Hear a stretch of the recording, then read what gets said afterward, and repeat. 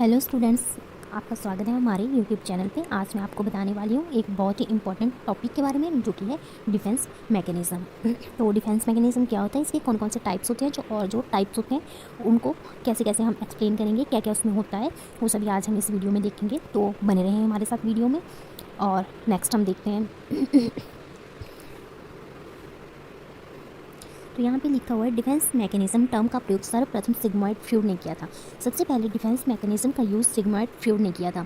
Defence mechanism को हम mental mechanism भी कहते हैं।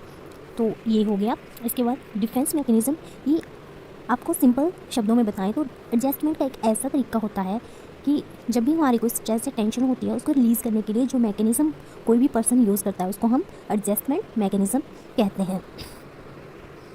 नेक्स्ट है कि टाइप्स क्या क्या हैं। तो टाइप्स ऑफ डिफेंस मैकेनिज्म के 2 टाइप्स होते हैं, positive defence mechanism and negative defence mechanism.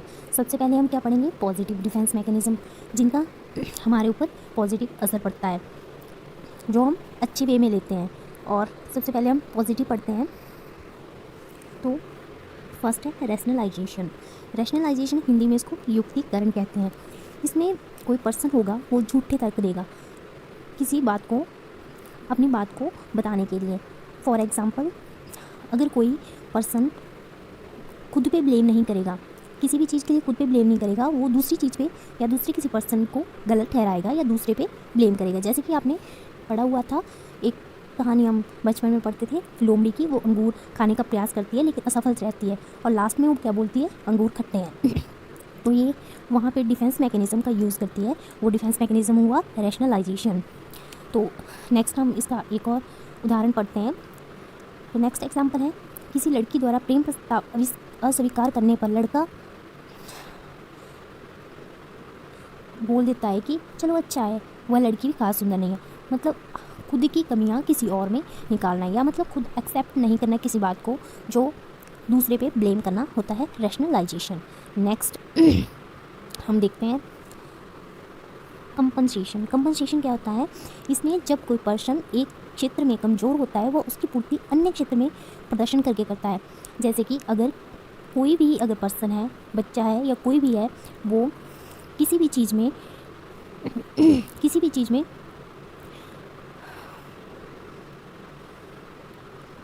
कमज़ोर है, तो वो कैसे उसको पूरा करेगा। जैसे कि अगर कोई भी फेल हो जाता है, तो या किसी को पढ़ने नहीं आता, तो खेलकूद में आगे निकल जाता है, तो यहाँ पे वो कंपनसेट कर जाता है। जैसे कि कालिदास अनपढ़ थे पर महान कवि थे, लड़की काली है पर पढ़ाई में होशियार है। इन एग्जाम्पल से आप अच्छे से सीख सकते हो। देन नेक्स्ट है सब्लिमेशन। सब्लिमेशन क्या होता है, प्रतिस्थापन। इसमें पर्सन अपनी क्षमता से अधिक बड़ा लक्ष्य निर्धारित करे, और जब वह असफल हो जाए तो दूसरा लक्ष्य चुन लेता है। अब हम एग्जाम्पल देखते हैं। इसका एग्जाम्पल है कि जैसे कोई स्टूडेंट है, वो MBBS के लिए PMT में असफल हो जाता है।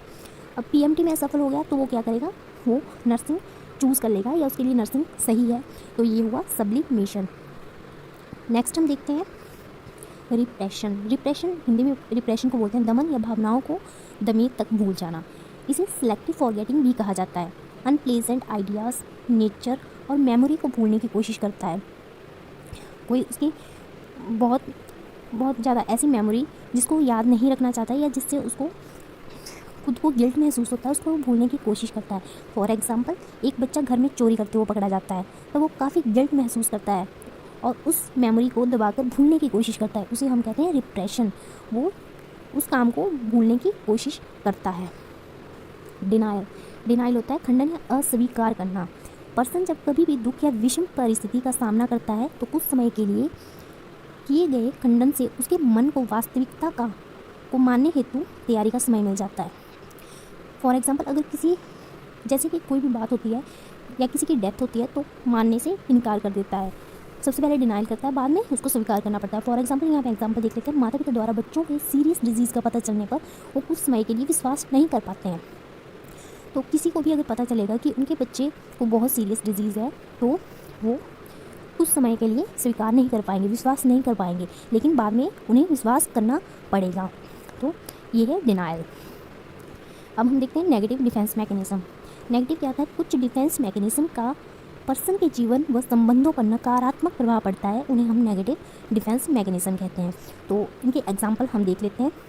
बट जो भी आपको एग्जाम में क्वेश्चन आते हैं, किसी भी कॉम्पिटिटिव एग्जाम में 2 या 3 क्वेश्चन आपको मैकेनिज्म, डिफेंस मैकेनिज्म से आते हैं और आपको नेगेटिव पॉजिटिव इसमें से कोई नहीं आता, लेकिन आपको जो भी इनके आगे जो भी हैं इनके उसी में से आपको क्वेश्चन आते हैं। तो आपको जैसे क्वेश्चन आएगा कि रैशनलाइजेशन और नीचे इसके आंसर दिए होंगे। तो नेक्स्ट देखते हैं हम सुप्रेशन। सुप्रेशन क्या था? शमन। हिंदी में इसको शमन कहते हैं। ये भी सिलेक्टिव फॉरगेटिंग का प्रकार है जिसमें व्यक्ति जानबूझकर अपने दुखद अनुभवों को भूलने का प्रयास करता है। फॉर एग्जाम्पल, माता पिता द्वारा अपने बालक की मृत्यु के बारे में बात करने से मना करना। इससे अपने यहाँ पे क्या कर रहे हैं, माता पिता उनके बच्चे की डेथ हुई है और वो उस बात को करने से मना कर रहे हैं, वो भूलने की कोशिश कर रहे हैं। और नेक्स्ट है, एक विद्यार्थी परीक्षा से पहले अपने मित्र के साथ झड़प को परीक्षा के दौरान भूलने की कोशिश करता है, क्योंकि हमारे माइंड में वो बातें स्टक कर जाती हैं। तो कोई अगर हमारी लड़ाई हुई है तो स्टक कर जाएंगी, बट हम उसको भूलने की कोशिश करेंगे ताकि हम नेक्स्ट अपना कोई काम कर सकें। तो सुप्रेशन आपको आसान ही लगा होगा। नेक्स्ट देखते हैं विड्रॉल। विड्रॉल क्या होता है? बच निकलने की कोशिश। जब व्यक्ति को किसी असफलता की भय होता है तो वो विड्रॉल का सहारा लेता है और कठिन परिस्थितियों से भागने का प्रयास करता है। मतलब किसी भी बात को वहीं पे विड्रॉल कर देता है। फॉर एग्जांपल, परीक्षा में फेल होने के डर से बीमार होने का बहाना बना देना, मतलब परीक्षा को छोड़ देना और बीमार होने का बहाना बना देना, ये हुआ विड्रॉल। विड्रॉल में वो परीक्षा को छोड़ देता है, विड्रॉ कर देता है और घर में रह के बीमार होने का बहाना बना देता है। नेक्स्ट हम देखते हैं डिस्प्लेसमेंट। डिस्प्लेसमेंट क्या था? इस डिफेंस मैकेनिज्म में किसी व्यक्ति की इमोशनल फीलिंग किसी दूसरे व्यक्ति, ऑब्जेक्ट जो कि कम खतरनाक हो पर डिस्प्लेस हो जाती है। तो कोई भी व्यक्ति, मतलब जैसे फॉर एग्जांपल कोई भी व्यक्ति है तो ऑफिस में उसका बॉस उसको डांटता है, तो वो अब अपने गुस्से को शांत करने की कोशिश करता है और अपना गुस्सा किस पे निकालता है? अपनी वाइफ पे निकालता है, और मतलब अपने से छोटे पर्सन पे वो अपना गुस्सा डिस्प्लेस करता है। अब जो वाइफ होगी वो किस पे अपना गुस्सा निकालेगी? वो निकालेगी अपने बच्चों पे। और अगर बच्चों को गुस्सा आएगा तो बच्चे किस पे निकालेंगे? बच्चे किसी खिलौने या किसी चीज़ पे उसको तोड़ फोड़ के निकाल देंगे। ऐसे ऐसे इसका चला रहता है।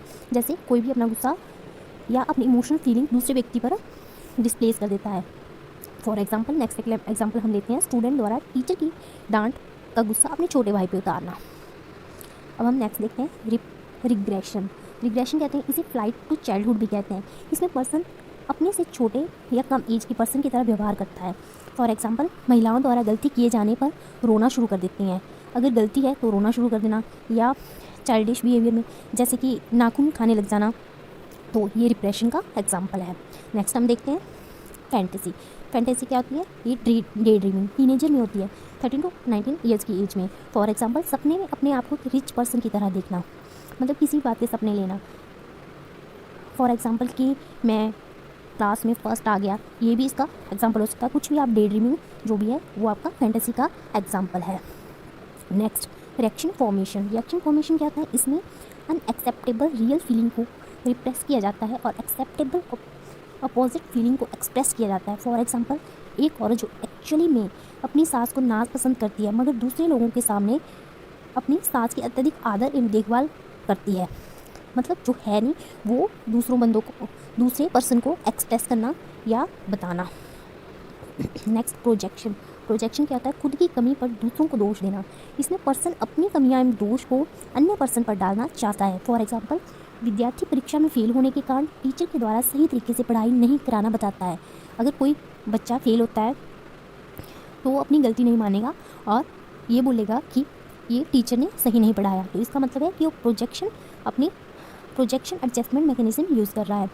नेक्स्ट एग्जांपल देखते हैं, नर्स अपने काम में डिसिप्लिन न रहने पर दूसरों को सही काम करने की सलाह देती है। खुद अपना सही से काम नहीं करना लेकिन दूसरों पे उसका ब्लेम कर देना, इसको हम प्रोजेक्शन बोलते हैं। अगर आपको वीडियो पसंद आई तो लाइक, शेयर और सब्सक्राइब कीजिए हमारा चैनल नर्सिंग ऑफिसर जॉब्स को, और ऐसी वीडियो देखने के लिए बने रहिए हमारे साथ। Thanks for watching.